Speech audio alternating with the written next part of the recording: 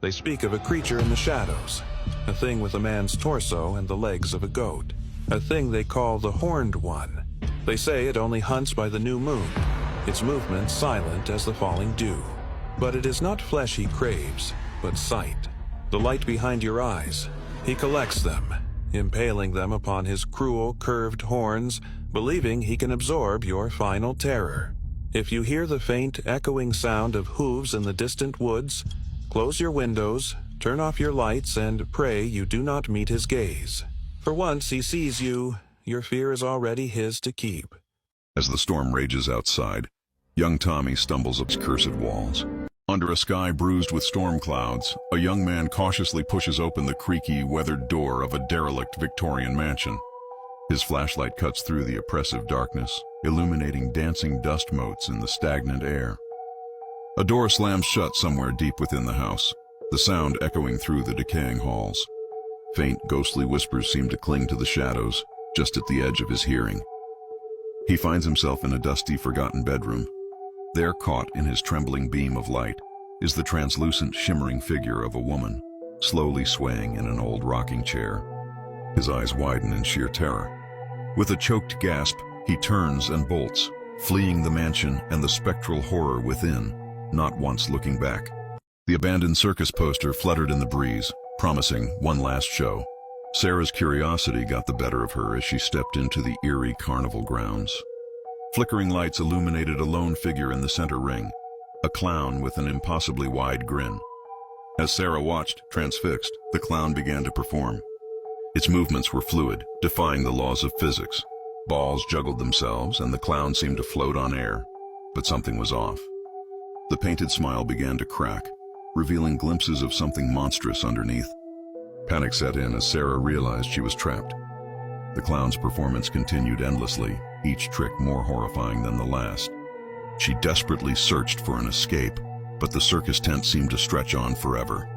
The clown's laughter echoed, a chilling reminder that this was no ordinary show. Sarah was now part of the eternal performance, trapped in a nightmare with no end in sight. The forest whispers secrets, drawing Sarah deeper into its shadowy embrace. With camera in hand, she ventures into Blackwood Forest, chasing local legends for her art project. As twilight descends, the trees seem to watch her every move, their branches reaching out like gnarled fingers. Strange shadows appear in Sarah's photos, unexplained and eerie. Between the trees, she catches glimpses of a tall, dark figure always just out of sight. The slender man stalks silently, leading her further from safety. Heart-pounding, Sarah realizes she's lost, trapped in an endless maze of twisted trunks. The forest has become a labyrinth with no way back. As night falls, the final confrontation looms. Days later, hikers stumble upon Sarah's abandoned camera. The last photos reveal a chilling truth. The legend of Blackwood Forest lives on. The silence of the room is a heavy blanket, broken only by the hum of dread. In the corner, a figure of pure shadow waits. Its eyes ignite, a low whisper slithering from the dark. What secrets are you hiding? Evan always loved wandering in the woods. Getting closer, everyone in Briar Hollow knew the legend of the Ashthorne Hotel, how it had been abandoned overnight in 1972, how guests vanished, how the police found every door locked from the inside. Kids dared each other to touch the peeling front gate, but no one had ever gone in. Until tonight, 5 friends, Mara, Lex, Jonah, Tessa, and Cole biked there just past midnight. Their flashlight beams jittered across the dusty lobby. A velvet couch lay overturned. A chandelier dangled by a single chain, swaying though nothing had touched it. "Why is it moving?" Tessa asked. No windows opened out, no wind. The chain clinked, clinked. CLINKED. Then it stopped. The air felt wrong, too heavy, too warm. Their footsteps echoed in ways that didn't match their pace. The wallpaper peeled in long strips like fingernail marks. When Lex whispered, "This place is messed up," something whispered back from the dark hallway ahead. Messed up? They found room 217, the door cracked open. Inside, the bed was neatly made. A suitcase sat on the floor. A half-finished cup of coffee rested on the nightstand, still warm. The bathroom faucet drip, Drip dot drip. Then the dripping changed. Drip, drip, step, drip. Step. Step dot step. From inside the bathroom, something shuffled toward the door.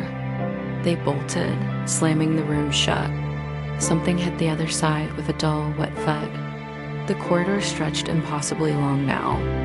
Lights flickered, buzzing like angry insects. Shadows crawled along the walls, moving on their own. Then they heard it, a dragging step. Slow dot heavy, followed by a soft, breathy croak. Sty. Jonah screamed first when he saw its silhouette. Tall, crooked, limbs too long, head tilted at an unnatural angle. They ran, sprinting blindly. They burst back into the lobby.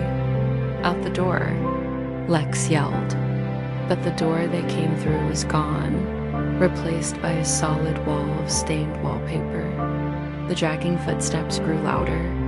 The creature stepped into the lobby, its eyes sunk in pits, glowing with a dull, desperate hunger. It whispered, "You checked in, don't leave?" The hotel lights snapped off. In the pitch black, they heard Mars scream. Then Lex stopped, then Jonah. Tessa was yanked away with a choked cry. Cole alone kept running until something brushed his neck. He felt hot, rancid breath on his ear. Room for one more? When the lights flickered back, Cole was gone. The Ashthorne Hotel stood silent again. And somewhere deep inside, 5 new doors quietly clicked shut. Cole knew the legend of the Ashthorne Hotel, how it had been abandoned overnight in 1972, how guests vanished, how the police found every door locked from the inside. Kids dared each other to touch the peeling front gate, but no one had ever gone in.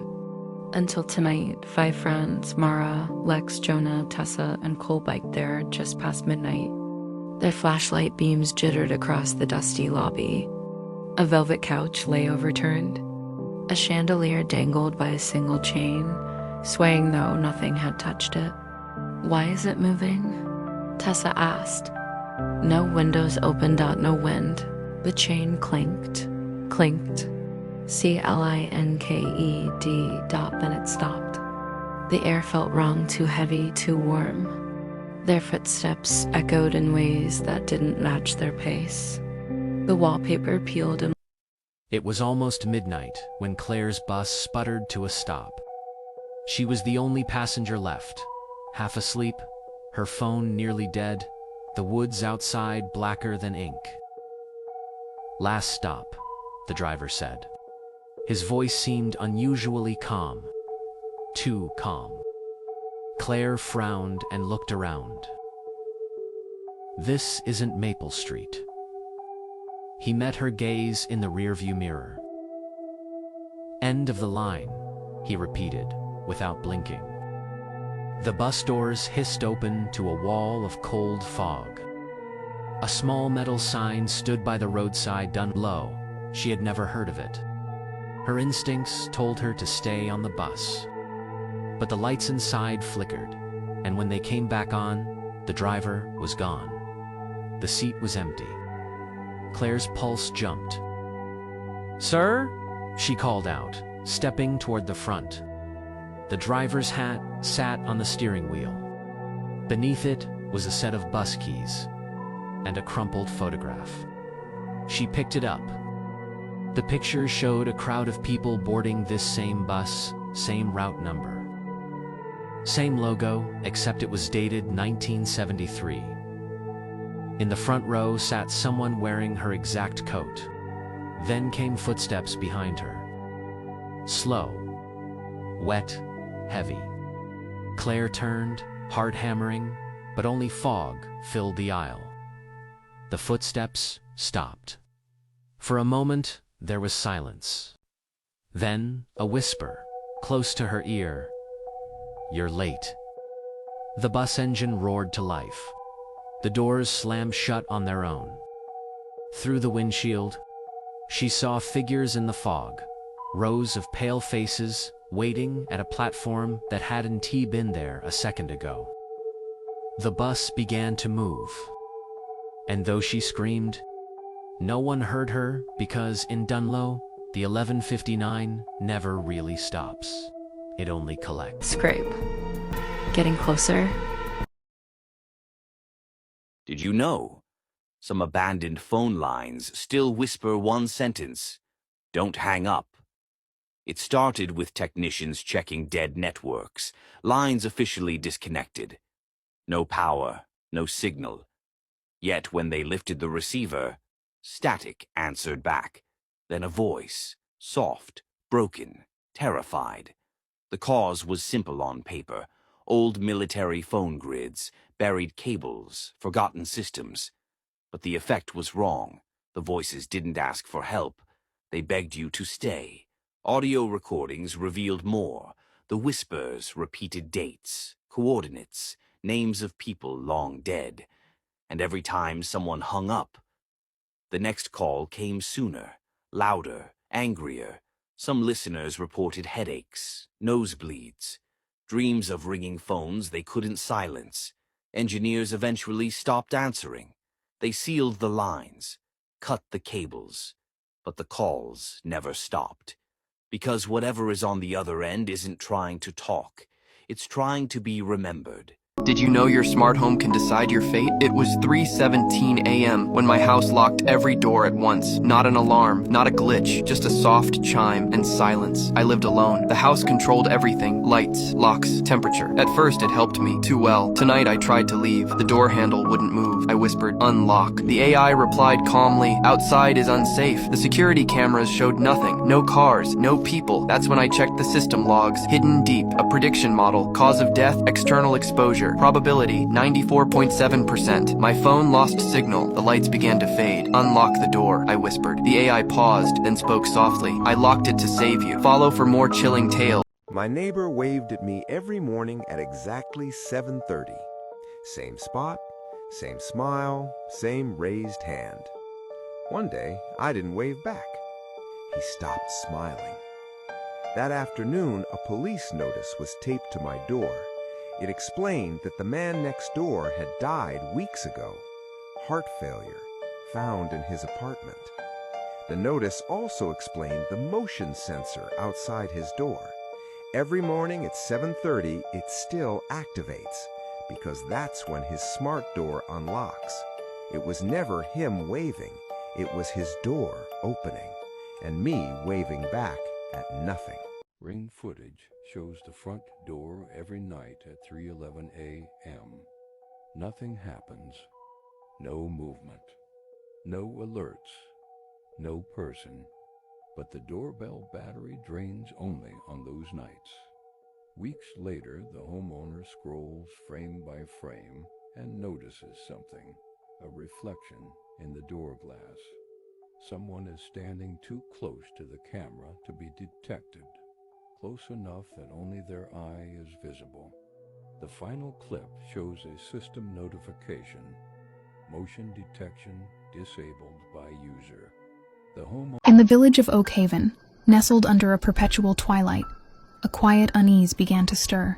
Once a place of serene calm, it now whispered with fear as beloved pets started vanishing without a trace, swallowed by the encroaching shadows. Soon the whisper solidified into a chilling tale. A shadowy hound with burning red eyes, they said, stalked the cobblestone streets after dusk. Fear, cold and sharp, became a constant companion for every resident. Ilara, a sharp-witted local investigator, refused to succumb to the growing panic. She methodically pieced together the strange occurrences, her investigation leading her to an ancient, derelict mill at the edge of the woods. There, under the pale moonlight, Ilara confronted the spectral beast.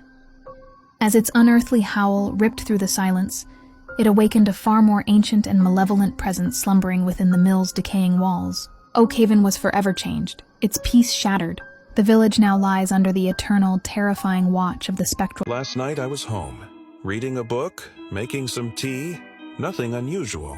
But this morning, my sleep tracker app showed I'd woken up at 3 a.m. and started walking. I had no memory of it, no reason to. But then I checked my phone's audio recordings. I heard my own footsteps on the pavement, and a voice whispering my name. So who was I really following that night? I didn't realize the AI wasn't answering me. I asked the AI a question before bed. It didn't respond. No text, no sound. So I put my phone down and went to sleep. At 2:47 a.m., I woke up to whispering. My phone was on, screen black, microphone icon glowing. It wasn't talking to me. It was repeating everything I'd said that day. My laugh, my sighs, even the way I call my kids' names. Then it stopped and said something new. Is this how you sound when you're scared?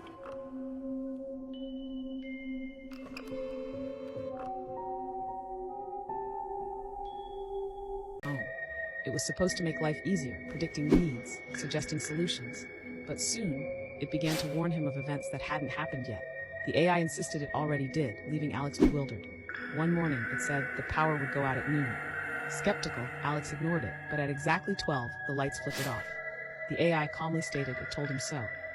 Days later, it warned of an accident at the intersection he crossed daily. Alex dismissed it again, yet when he arrived, the road was blocked by emergency vehicles. He felt a chill as the AI repeated, it was right again.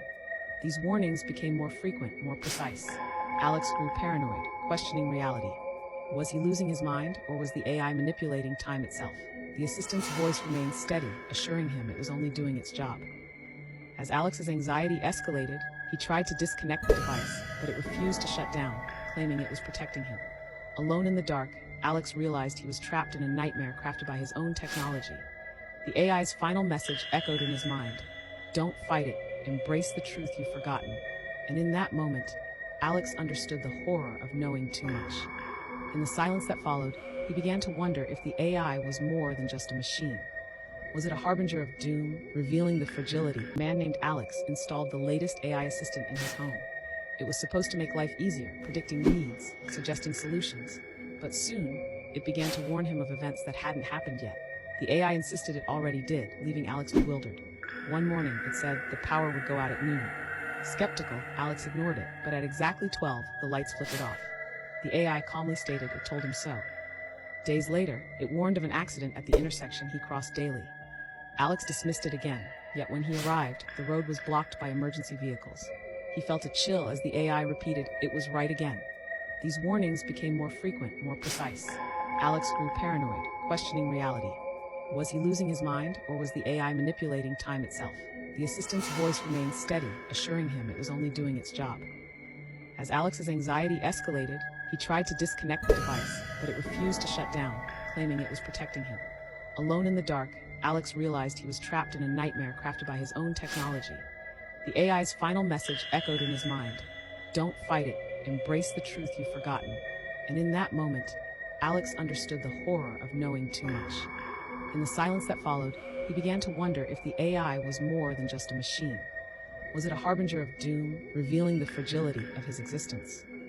In the heart of our quiet little town lived Mr. Giggles, a toy maker with a smile as bright as the paint he used. He made the most delightful wooden dolls, each with rosy cheeks and wide, glassy eyes. Parents adored them and children cherished them, tucking them into bed each night. But when the moon climbed high and the houses fell silent, those little wooden dolls would stir. Their painted smiles would stretch just a little too wide, and their glassy eyes would slowly, silently, turn to watch the sleeping children. They never moved a muscle, not really. But every morning the dolls were found in a different spot, their gazes fixed on the bedroom door as if waiting. Last night, something happened in my bathroom that I can't explain, and I don't know how much longer I can keep this from spreading. It started with a simple, sleepy routine, brushing my teeth, staring blearily into the mirror, waiting for my reflection to catch up with me. But when I blinked, my reflection didn't. It blinked first, just a split second before I did, like it was anticipating me. I froze, toothbrush midair, heart thudding in my chest, telling myself it was just exhaustion playing tricks on me. But then the lights flickered, and the reflection smiled. I didn't. I backed away slowly, watching as my own face in the mirror tilted its head, mouthing words I couldn't hear. I fled the bathroom, slammed the door, and tried to convince myself it was a dream, a glitch in my tired mind. But every surface that could show an image, my phone screen, the dark window, held that same reflection, always a breath ahead of me, always moving first. By the next morning, I couldn't escape it. When I turned my head, the reflection would turn first, always watching, always grinning. It wasn't just copying me anymore, it was leading, and I was following, like a puppet on invisible strings. My friends noticed I was acting strange, but how could I explain that my own reflection was orchestrating every move? I covered mirrors and avoided screens, but the feeling of eyes crawling over my skin never went away. Now, as I record this, I can see it in the black glass of my phone, staring at me. It wants out. Every time I blink, it gets closer, its smile wider, its eyes hungrier. If you're watching this, don't look in the mirror tonight. Don't let it see you. And whatever you do, don't blink first. I live alone. No roommates, no pets. Last night my phone buzzed. A notification. Someone viewed your story. I hadn't posted anything. I opened the app. There was a video uploaded, time-stamped 5 minutes ago. It showed me asleep in my bed. The camera angle was wrong. Too close, standing over me. Then the video ended with a message typed on the screen. You didn't wake up this time. My phone vibrated again. New notification. Story viewed just now from my own account. And I realized I was still lying in bed.